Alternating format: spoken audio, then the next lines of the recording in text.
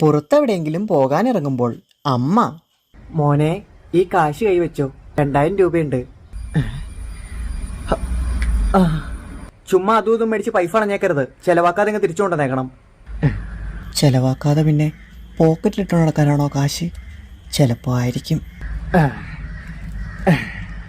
വൈകിട്ട് ഒന്നും കഴിക്കാതെ വിശന്ന് വലഞ്ഞ് വീട്ടിലെത്തിയപ്പോൾ എന്തൊരു വിശപ്പാണോ. ആ അമ്മേ, ഞാൻ വന്നു. ഭയങ്കര വിശപ്പ്, വല്ലതും കഴിക്കാൻ എടുത്തു വെക്കേ.